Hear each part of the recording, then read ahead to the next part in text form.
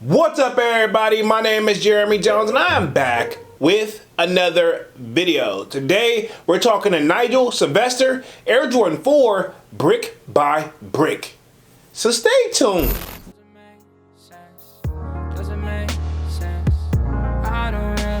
Got a lot of things changing in my life. Hoping one day I'ma get it all right. Brother is engaged, about to start a new life. Yeah, I haven't had a chill day. Really wanna vibe, appreciate the moments. I've been creating, not scrolling. Mom and dad still supporting. Alright, man, I'm back with another video. Now, before I get too deep into this video, y'all already know what to do. Go and hit that like button. It really helps the channel out. And if you're new, consider subscribing. I made content about sneakers.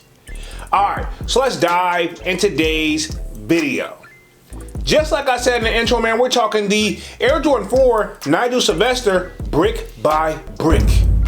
All right, remember, we're gonna be keeping things very simple over today. We're gonna be answering the basic old question. Are they drip or skip? Let's just keep it there.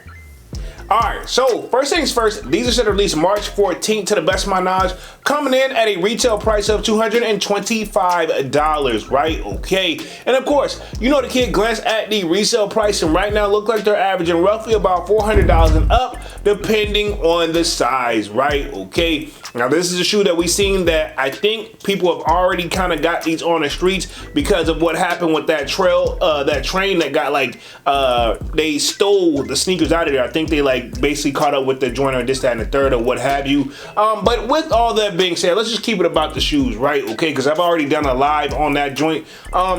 This is another collab with Nigel and he have been dropping them, you know, more frequently.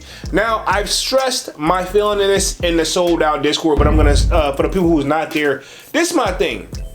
Yes, I like the Air Jordan 4, and yes, I'm all up for a good collab, and yes, I like the story behind these, which is pretty much, it's basically the foundation of his career. It's like basically saying like he did it brick by brick, like one step at a time. You know, basically I get the concept, right? Okay, also you could bring it back to the city that I think he's from and grew up in, which is New York. And even if you can think about it, the whole shoe kind of got the color of a brick, right? Okay, and it's kind of one of those, like if you look up a brick in a palette, from what I've seen, the way that they're boxed, they're actually coming like how bricks are pretty much, they have them laid out when they get ready to do the foundation of the joint. So they're each individually wrapped. So a lot of detail is in this shoe. Like even on the toe box, you can see it's got that gritty kind of like rough font on that type of joint.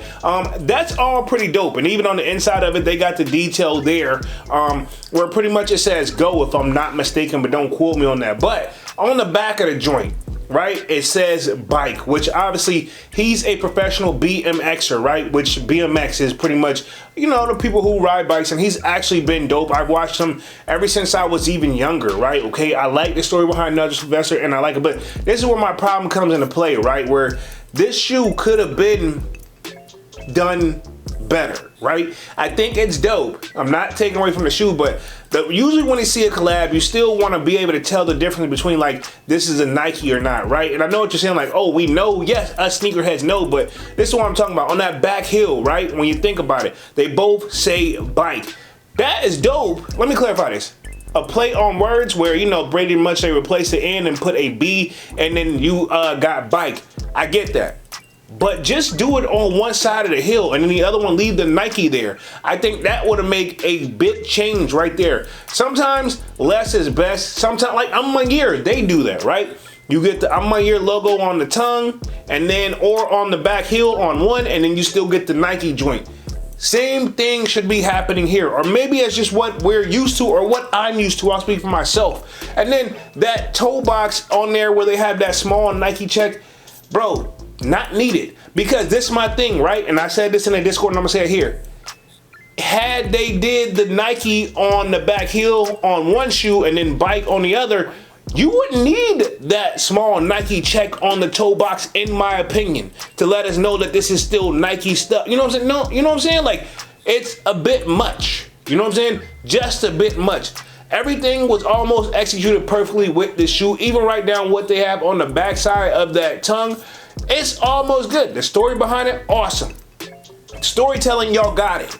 But at the same time, a few little tweaks here and there can make the shoe that much better, in my opinion. And then this course is like, you know, I don't hate it, I don't love it.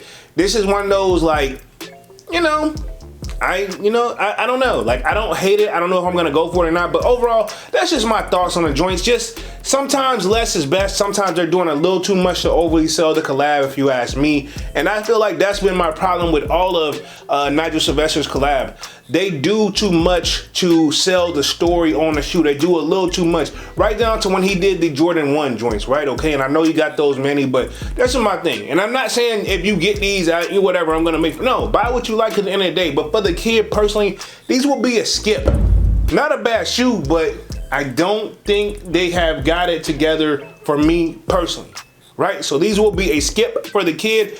But I want to know what you guys think down in the comment section, and will you be going after these on March 14th, retailing at $225? And of course, let me know if you think they're drip or skip. All right, man, I'm gonna go ahead and get up out of this thing and stop rambling, man. Y'all be sure to hit that like button.